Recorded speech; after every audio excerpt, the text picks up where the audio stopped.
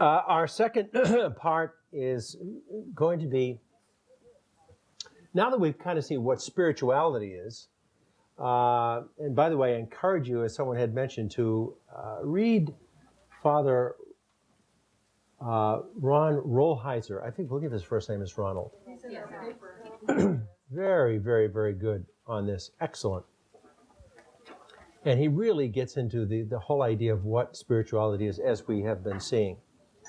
Now let's use those particular ideas and get into, all right, specifically, how does that dovetail with and connect with what we're doing as Carmelites? Very interesting that there's a theme that our modern scholars have found, Father Kieran in the Discalced Carmelite tradition family, and Father John Welch in our old Carm Carmelite tradition, both working together very assiduously in Washington and really developing and putting out some marvelous, marvelous studies and looks and views into Carmelite spirituality and tradition. They have come up with some very fascinating things, I think, that kind of clarifies. And one of the things that has been found, it's amazing how many times the Song of Songs has been used by Carmelite mystics and writers. The Song of Songs. And you're familiar with, I think, the theme of that. It's a very passionate love song that we find in the Old Testament. Yearning for the loved one. John of the Cross expresses it in very kind of sensual terms, in the sense of he is wounded. And we have heard that term used in love, huh? Wounded by the lover, and that lover has walked away. So it's kind of like this incredible idea of it's a wonderful fantasy, I suppose, is to be sound asleep, and then someone very wonderful kisses you and disappears. And you say, who did that? And you know that this person is absolutely wonderful. And you want to meet this person. You want to be with this person. And so the journey starts. You're looking for this person who has, in John's words, wounded your heart. So in a sense, he's talking about the same thing we saw this morning, where we were looking at this idea that we're restless. And as Augustine said, O Lord, we are restless until we rest in you. We saw that the heart, and we are people with dis-ease. We're not at ease. And we're always yearning. And nothing seems to satisfy us because, as our Carmelites would say, and as any knowledgeable spiritual writer would say, because we're not focused on the one thing. God himself is the only person, the only being who will satisfy our longing. Not that other people are bad or illegitimate or somehow we're off on a tangent. No, some can be. But most of the time, the loves that we focus on, that are legitimate loves, are wonderful. And they are a taste of and a tool of, an instrument of God's love to bring us to him. Okay? We'll get into that a little bit. So the Song of Songs in the Old Testament, this image of being wounded by the lover, the unrequited love. And maybe some of you and some of us have experienced that. You know, where we really love someone and somehow we can't return it, or it's not returned. It's a very frustrating feeling. In a sense, that's what it is. Here is John saying, I have been wounded like a stag, and I'm looking for the one who wounded me. In this sense, it's love. And the search is there, looking for the one who has wounded my heart, who has so touched my heart. And it won't be satisfied until I find this person. Unrequited love. And this is the search. This is why our hearts are restless. So it's a beautiful image and has much to do with our Carmelite tradition and our Carmelite way, this wounded heart particular mode. Maybe just a little bit. Maybe just a little bit. The air is good, but it's blowing my notes away.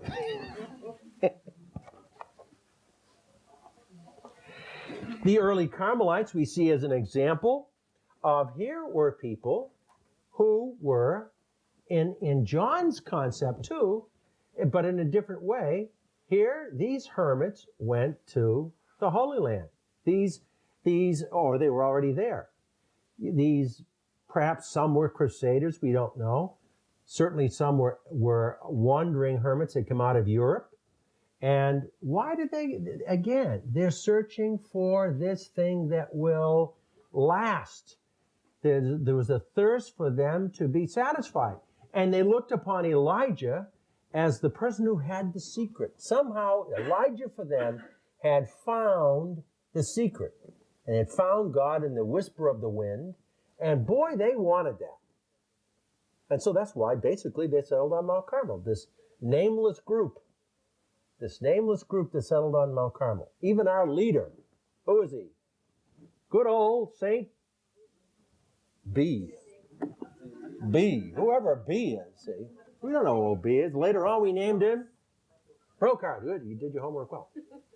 But that was centuries later. We don't know who he is. We got embarrassed. He didn't know his name, so I gave him, hey, call him Brocard. Quit calling him B.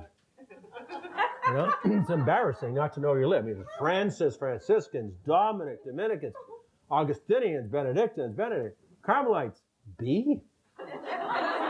It's in our rule, brother B. That's it, twice. He's only met B. So, very humble guy. But the thing is, and isn't wonderful, and I tell our vocation prospects, this is wonderful, because, see, if you got Francis, wonderful man, God knows, but the Franciscans have to live up to this very solid image and the writings of Francis. There's not a lot of legroom there.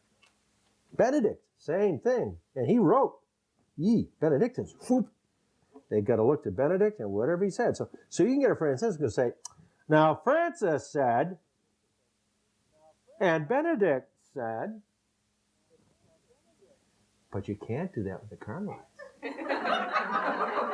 We don't know what B said. We have no clue what he said.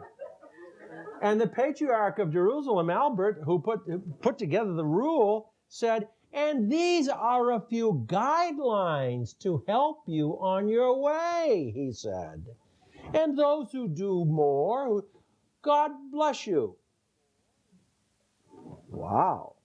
Well, that gives a lot of legroom, lots of legroom, which is wonderful for the Carmelite tradition and our vocation. So nothing is strange to the Carmelite vocation. You can do anything you want. And nothing is strange to the Carmelite tradition of prayer. Charismatic, contemplative, Lectio Divina, the Rosary, all kinds of prayer, all kinds of ways in which we can find the one thing in our life is possible. That gives us a wide range. That's the beauty, I think, of Carmel. The fact that there's not a lockstep type of process where we have a certain figure, God bless him, like a Francis, that we have to kind of live up to that exact standard. Wow. Ours is more, that's why I think Carmelites are so independent. I mean, look at the two of us. Do you ever see two different characters in your life?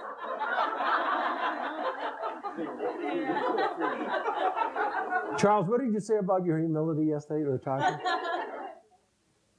was telling a prior mischievously he was very straight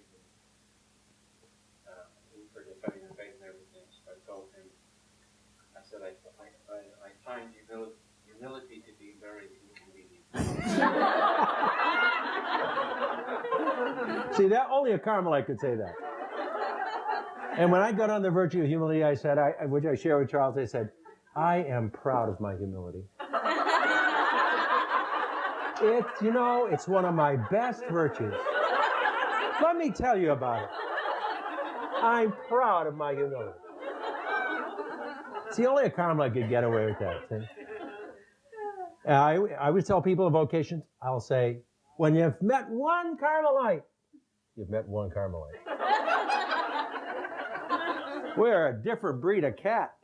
You know, you meet everybody as individual. And I think that comes from Carmel. Carmel doesn't rip you down and start over. We're not the Marines, you know. We're not the Marines. Carmel says, we like who you are. God is not a junk dealer. God doesn't play with junk. He made you just the way you are, and you turned out fine. What we will do as Carmel, we will take the beauty that you are and that you have, and we'll do a little honing and a little chipping away as the potter, the great potter, and we're going to help you enhance who you are. That's the beauty of Carmel. God is not a junk dealer. Every one of you has within you spirituality that I said this morning. And how you want to focus your spirituality, the Carmelite rule says, go with it. Where are your talents? Where are your gifts? Go with it. And we'll help you along the way. Are you a good psychologist? Study psychology. Do you have a big mouth? Be a vocation. See? Are you a wonderful pastoral minister? Go in. Go to South America. Retreat. Whatever. Huh? Use your talent. You are not junk. I'm not junk. Huh? Sometimes I eat it, but I'm not, you know. So, this is the beauty of Carmel. It accepts you who you are. The beauty that you are. Some groups, which will go unnamed, don't accept it. I've seen this in vocations. And I know this, up and down and all around. Different orders, you know. They don't say, we accept who you are. They say, we basically don't like who you are. You need a lot of fixing over. So they put away the mallet and the little chip, and they take a sledgehammer and go, go. We'll start over, folks. You know what? No, all due respect to the Marines. But when you've met one Marine, you've met them all. How are you, soldier? Fine, sir. How are you? Good. And what are you? Yes, sir. The Corps, sir. And they all get the white hats and the blue. I love them. The Marines are great, but I don't know one from the other. They all sound the same. They're all saying the same thing. Why? Because the Corps comes first. The Corps, see? The Corps comes first, not the person. For the Marines, they got a different job that works. You have to think of the Corps. Carmelites are not that way, and neither should religious groups be that way. God is not a junk dealer. You have within yourselves tremendous gifts and talents that you have to discover, rediscover, and move on with them and use them to the best of your ability. Mother Teresa. She obviously, I'm sure she was a great teacher when she was in the teaching order in Eastern Europe. I'm sure she was a great teacher. But by gosh, she wasn't somehow tuned into what her real talents were, what her real desire was, until she confronted India. Boom! And boy, did that change her life. Wow. If she never went to India and taught in her little school in Eastern Europe, you never would have heard of Mother Teresa at all. She would not have been living up to the great gifts that she possessed. Definition of God's will can be used in any facet, And you say, what's God's will for me? And that is so, you say, oh my Lord, that is so deep. That is so philosophical. What is God's will? I mean, I don't want to answer that because I have no idea. Yes, you can answer it. Very simple. You know what God's will for you is? God's will for you and for me is following my heart's deepest desire. Think about that. How does God speak? He speaks to your heart. God's will for you and for me, for everyone in this room, for everyone, is following your heart's deepest desire. Take Mother Teresa. She was following a desire to teach. Beautiful. When she confronted India, what did she find? Her heart's deepest desire. The poor. And once she hooked onto that, she was then following God's will for her. Can't go wrong. We have to find out what God's will for us is. What does your heart say? Once you do that, you're connecting God's will with your talents. You're on the way. And that brought the clarity, brought the strength, brought the force that this little lady had that shook the world. She simply followed her heart's deepest desire. I remember a vocation prospect came and we talked. Oh yes, I want to be a priest, Father. I want to be a priest. And Carmelites, I've read all about the Carmelites. Good. Well, we'll talk some more. And I gave him some literature and got him my email, zapped him some links and stuff like this, and we're all going. And then he went, oh, great. And he was all enthused. And about, all of a sudden, the email started to peter off, and 6 months went by, not a word.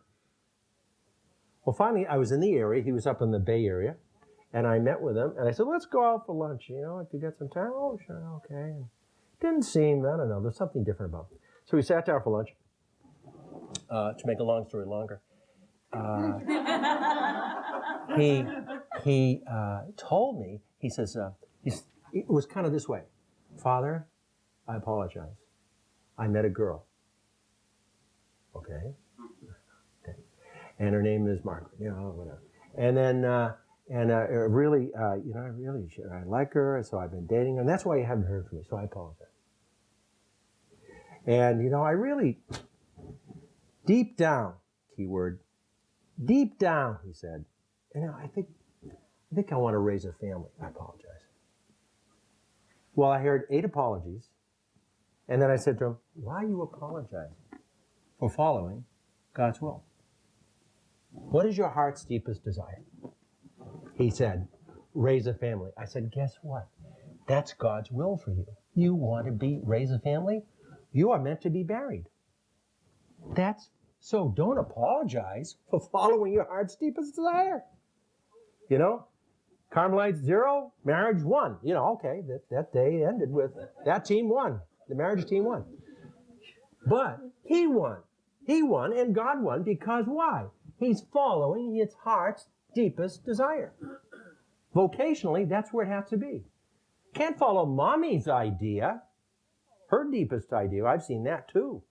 It's mommy's deepest desire. You make a wonderful priest, sonny.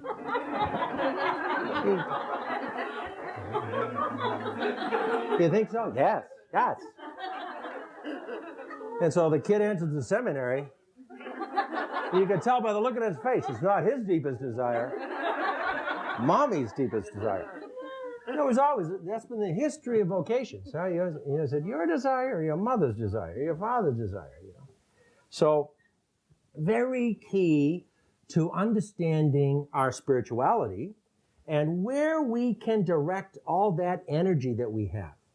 If we're not following our heart's deepest desire, we're going to be in dysfunctional spirituality as Carmelites. The Carmelite tradition attempts to name the hunger, give words to the desire, and express the journey's end in God. Carmel has always wanted the same thing and will walk with anyone we meet along the way. We cannot satisfy their hunger, but we can help them find words for it and know where it points. We can do it, and we have done it in our art, in our poetry, in our writings, our counseling, and our teaching, and preaching, and listening, and praying together, and understanding. Really, it's coming into what we talked about this morning, huh? That fire in the belly.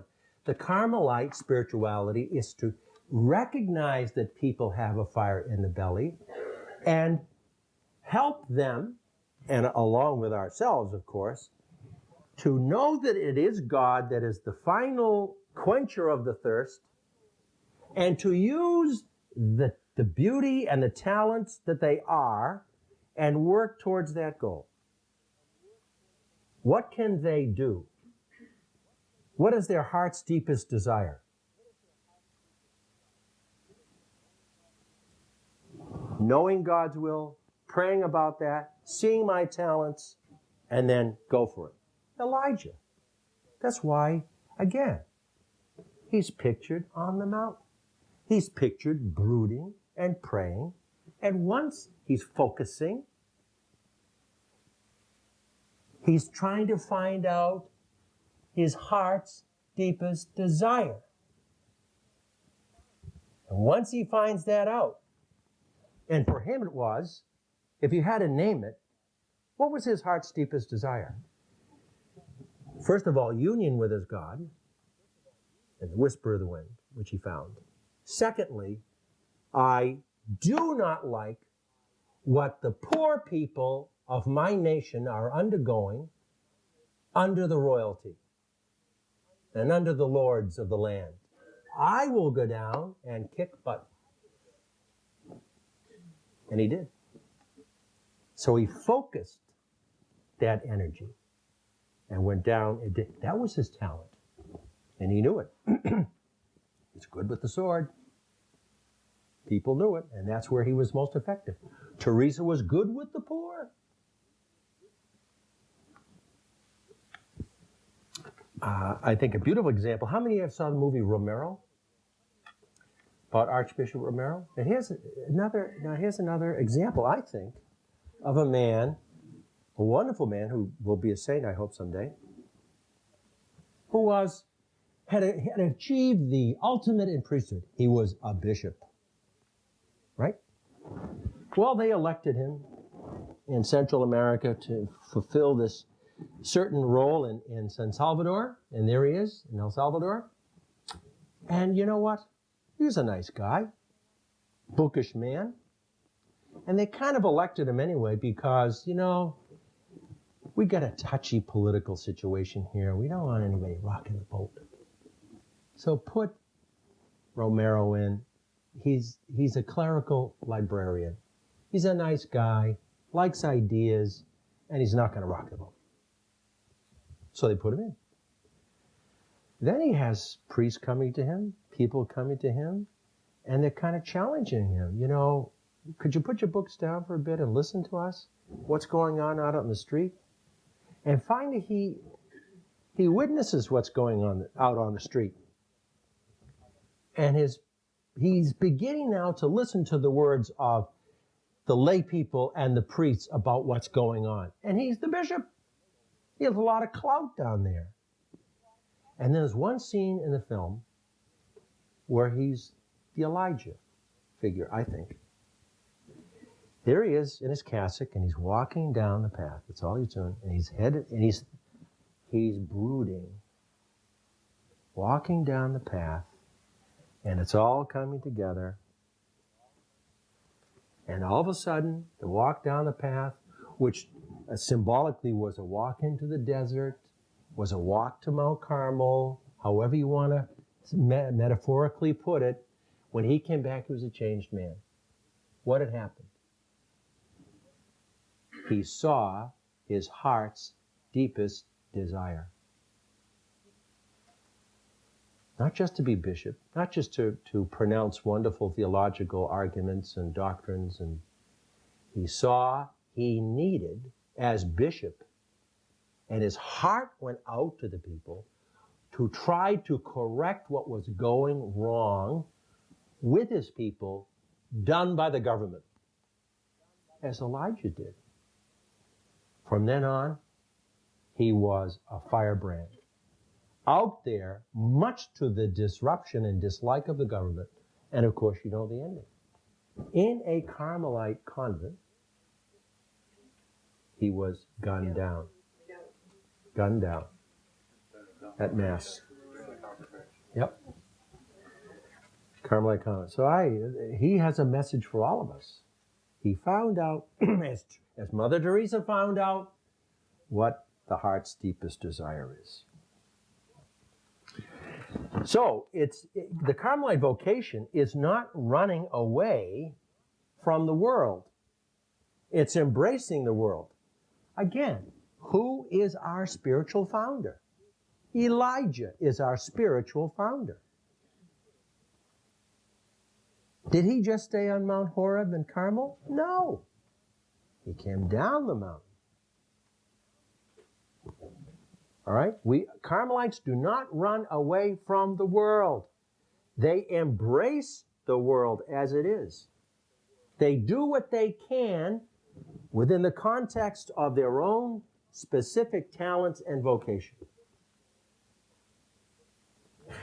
Therese. Another example.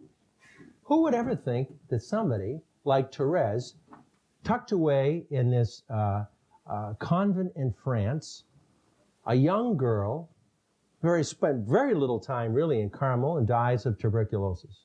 Who would ever think that she would become the most popular saint in the 20th and even in the 21st century and become a doctor of the church? One cardinal suggested she be called Doctor of Hope. What was her talent? What was her talent? When she thought and she brooded, what can she do in this convent? Little things. The little flower. You know why she's called a little flower?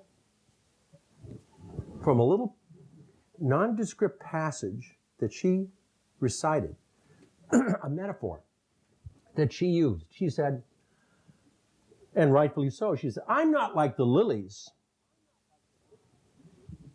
loud and beautiful and boisterous and big and tall. I'm not like a lily. I'm not like a rose with its complex beauty. She said, I'm like ground cover. I'm a little flower. That's where it comes from. She said, but you need the little flowers in order to see the rose and the lily. So she said, I'm going to do my little thing. And so she found out within her context, as Mother Teresa could move out to India and rock the world, she could rock the convent with her love. She rocked the convent. And so the sisters who were messy, the sisters who were rattling their rosary beads, the sisters, she actually had this mean sister thinking that she loved her. Of all things. She really loves her. And even the sister said, I think she loves me. Why is that? I'm such a mean person. And she said, that's God's will for me. My heart's deepest desire is to show love. I've got to do something with what I have. And what I have, I can show in this convent. Even though it can be tough at times. Even though it can be tough. I'm going to try it. So she didn't walk away from her world. She embraced her world. She embraced her world. Okay? God's will for us is following our heart's deepest desire. Our language is prayer. That's how we talk to God. Our language is prayer. Words, spoken or unspoken. Words, formal, like the Our Father, or informal, coming from your heart. Either one are beautiful. When you send out a Hallmark birthday card, you're not being a phony. You say, I like this card. This is a beautiful card. I like the verses. That's not your verses. So what? You send it out. It's from your heart. You send it out. Formal prayers like that. Maybe not your words, but it's heartfelt. Therefore, they're good words. So formal or informal, that's our quiet or spoken. That's our language. What's God's language? How does God speak to you? I always get a little worried when people say, and some do, God spoke to me. And I go, really? Yeah? Did he have a deep voice or what? Well, yeah. Kind of like Charlton Heston. And he told me, and they go on with what God told them. That's spooky. So I always tell people, if you hear God speaking to you in resonant bass, tenor, voice, whatever, my son, my daughter, I said, see me after Mass, and I will send you to Father Charles, who is a shrink. And he will find out, use words. How does God speak to you? God speaks to you with significant events and people in your lives, positive and negative. That's how God speaks. You want to know what God is saying to you? Look at the significant events in your life and people who come into your life. That's God speaking to you. What is he saying to you? That's his language. Our language is prayer. His language, significant events, positive and negative, that impact your life. So the good people and the positive events that impact your life is God's language. They are there for your enhancement. It's like the vocation we take in. They're there for your enhancement. The negative things that impact your life, the deaths, the injuries, the divorce, the separations, all those and the innumerable, and we could all name them, what they are. The negative significant events and people that impact our lives are there for my growth. I grow from them. Why do you love love? Why do you love love? Why is love so potent and powerful in you? You know why? Because you've been rejected.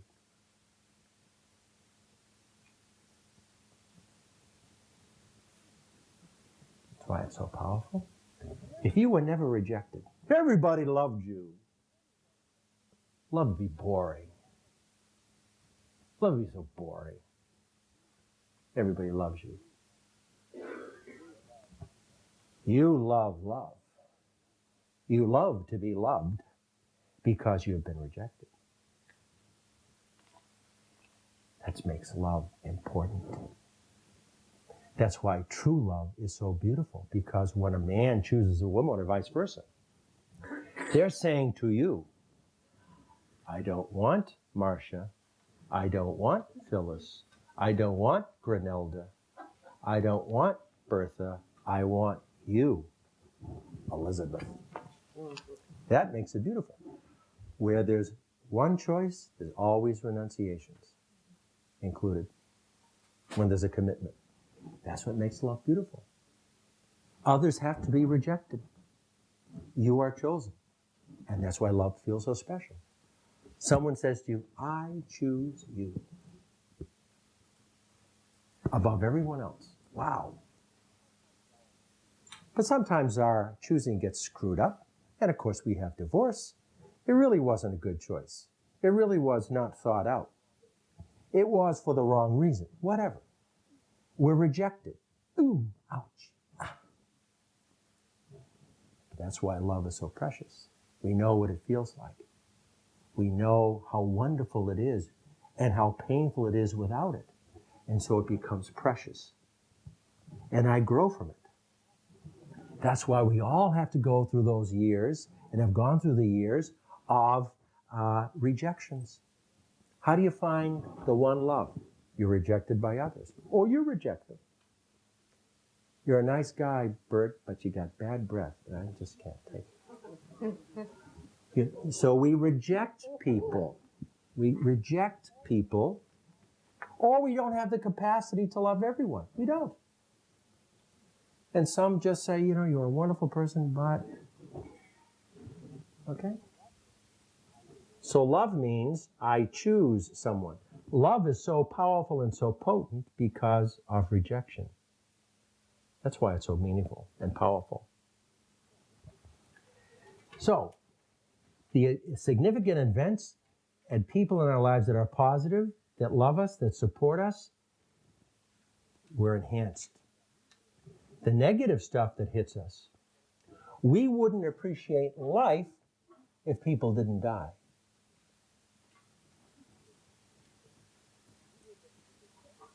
We wouldn't appreciate most things in life if bad things didn't happen to us. I recommend the wonderful book by Rabbi Kushner, When Bad Things Happen to Good People. Notice how he phrases that? Not if bad things happen to good people, because they will. It's when bad things happen to good people. Wonderful book. God is not out there saying, I think I will take that Volvo that he's driving and run it into a semi on Route 5. I think I'll do that today. I'm in the mood.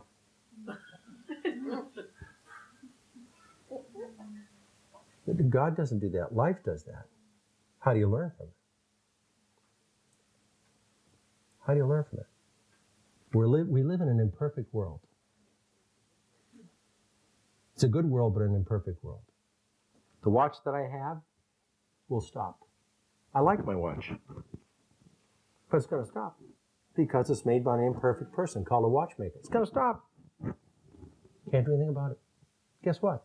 You and I are going to stop. One way or the other. Either on the highway, or heart attack, or old age, or whatever. We're all going to stop. That's not God. That's life. Life takes you and me, not God. God steps in when life begins to slip away because he knows what that's like. And he stands by you and says, okay, you've lived this certain life on earth. I'm with you, my son, my daughter. And then begins on the other side of our last breath. God is with us in our pain. And this really is the victory that the little flower found, that people, I think, who finally die, whether it was in the towers of 9/11, whether it was a heart attack or a car accident, they find the beauty of God beside them. A compassionate God who also went through his death. For our God's image, we do not have a whirling sun, a smiling Buddha. We have a man bloodied on a cross. I think that is trying to say something to us. Life is not easy, but if you remain faithful to the gospel, you will overcome it.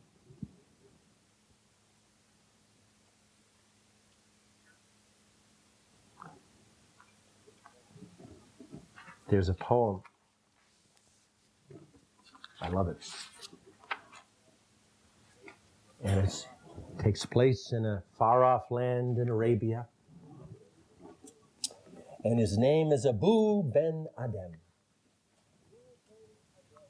Abu Ben Adem, may his tribe increase, awoke one night from a deep dream of peace, and saw within the moonlight in his room, making it rich like a lily in bloom, an angel writing in a book of gold.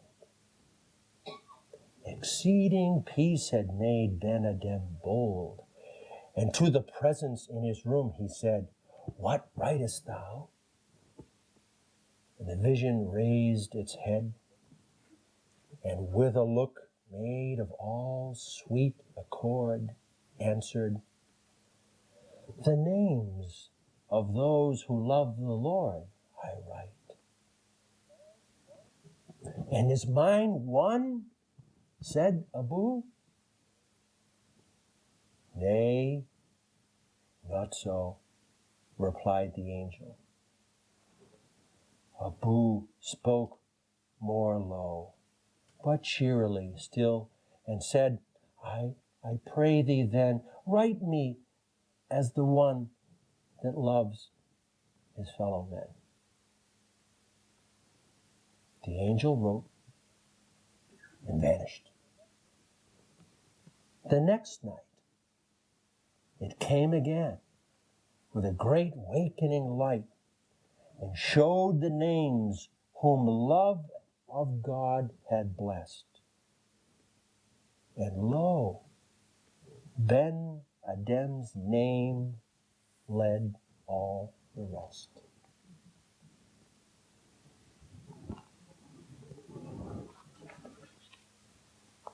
I learned that poem at school, in high school. The meaning is beautiful. What did God say? What did Christ himself say? That he made equal. What is the greatest law? Love your God and your neighbor as yourself. If we do that, using our talents, as Therese did in her small little French convent, or as our Mother Teresa could do for the whole world through India, what can you do? How, as a Carmelite, can you focus your spirituality given to you by Carmel? What can you do? And even with the pain that we all feel, that John of the Cross went through, that Teresa went through, that little Therese went through, do you realize that when she was speaking of everything is grace and she was encouraging people, she was at her lowest ebb? When she received Eucharist, she said, "This is grace." You know what she said when they said, you can no longer have communion, you can't swallow? You know what she said? "This is grace. All things are grace," she said. Wow. To have that realization, all things are grace. She really meant it. So the pain that you and I experience in this life, and the ultimate pain, gives way to the kingdom, if you and I are faithful to the compassionate gospel of Christ. Interesting how Christ describes the Last Judgment. I think it's curious that he does not ask you or me creedal things, doctrinal things. He knew that religion can also become an idol. That's why John of the Cross says, nada. Even other things, religious things, can become idols. They're all means to him. They're means to the end. So it's interesting that Christ kind of had this sense when he describes, his description of the Last Judgment is what? When I was hungry, you gave me food. When I was thirsty, you gave me drink. When I was in prison, you visited me. When I was sick, you came to see me. When I was naked, you clothed me. When you have done these things, you are one of mine. Come into my kingdom. Mother Teresa saw that. In her own way, she said, boy. And those who have not, Lord, when did we see you? Hasta la bye-bye. Very interesting. So your prayer as Carmelites and my prayer as Carmelite, whatever we are, they are a means to an end. Your Carmelite vocation says, and the Christian vocation, but yours especially says, pray, brood on the scriptures, but don't let it sit there.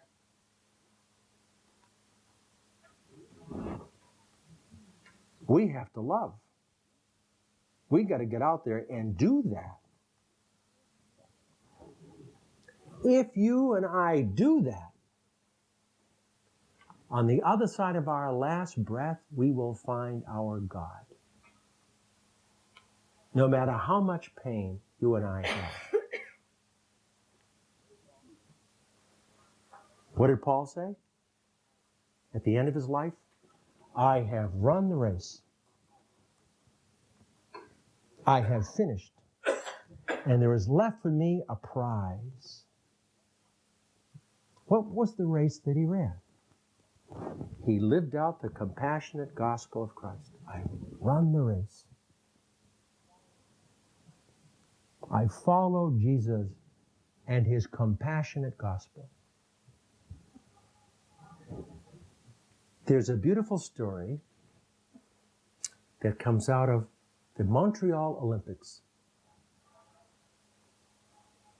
Maybe you remember it. It was a Japanese gymnast, Shun Yashimoto, perhaps was his last name, but Shun his first name. A very dramatic thing happened.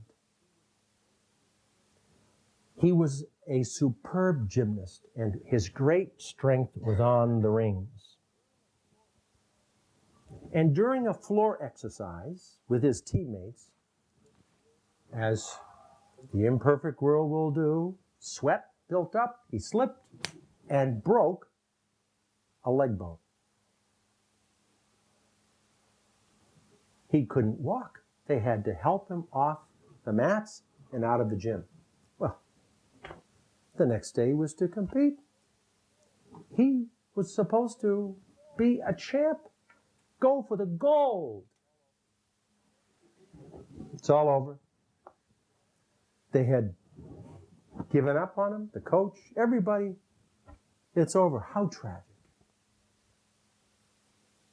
It's life. The next day, guess who shows up with his teammates, limping badly, with bandages wrapped around that leg, still broken? Shun. People were amazed. The audience, the judges. They didn't disqualify him. The judge didn't, the coach didn't pull him? What? And his teammates did their thing on the horse and all the stuff. What's his greatest strength? What was his deepest desire? Rings. Didn't need to walk. And so his coach grabbed him, threw him on the rings,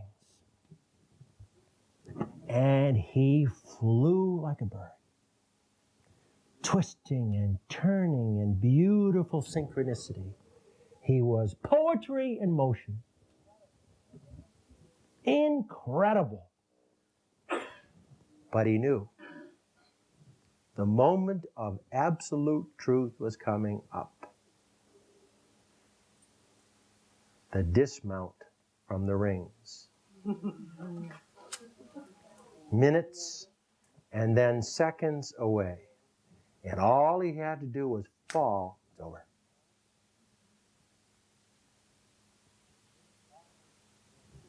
And he's flying to the rings. And now minutes are down to seconds. And then, as the audience is watching, they all sensed what is going to happen at the great moment of truth. And he flew off the rings with triple somersault and landed with a thud on the mats, and people winced, expecting disaster. And they looked, and there was Shun, who stood there, and his face grimaced with tremendous pain. And he looked up, never wavered. And then he knew he had won the gold. And tears streaming down his face, he raised his arms in victory. He felt no more pain. He had won the prize. He had won the gold. Same with us. The reporters came to him afterwards and said, microphone shoved in his face, how did you do that? What was it like? He said, I can't describe to you the pain that shot through my leg and went right through my head. I can't describe it.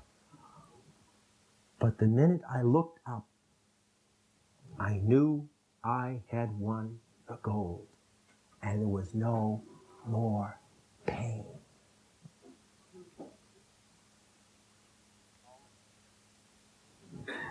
All of us will make that journey. All of us will make that journey.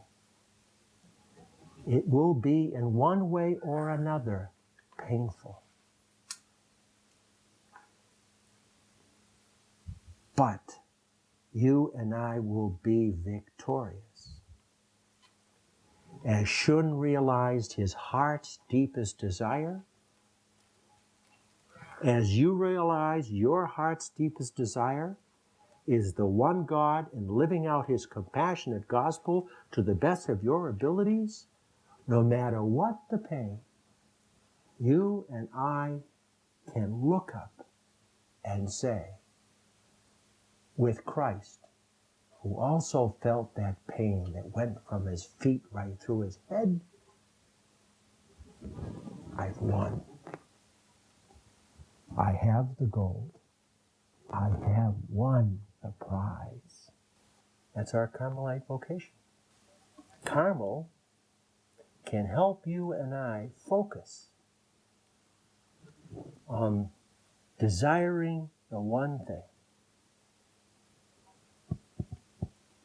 to the best of our abilities and talents that God has beautifully given you and I. Live those out in love and compassion, a la Mother Teresa, a la Saint Therese. Both saints. And you too will find the prize. The image that you have here, so fortunate with water, I read one last reflection, a little parable. The imagery is of ships in a port, seashore. I am standing on the seashore, and suddenly a ship at my side spreads her white sails in the morning breeze. Starts out for the blue ocean. She is an object of beauty and strength, the sailing ship. And I stand and watch her at the shore in awe, until at length she is only a ribbon of white cloud, just above where the sea and the sky mingle with each other. Her sails, speck of cloud. Then someone at my side says, breaking the silence, she's gone. Gone where? Gone from my sight. That's all. She is just as large in mast and hull and spar now as she was when she left my side. She is just as able to carry her load of living freight to the port of her destination. Her diminished size now disappeared is in me, not in her. Her sails are full. And just at that moment when someone had said, there, she's gone, there are other voices taking up the glad shout. There she comes.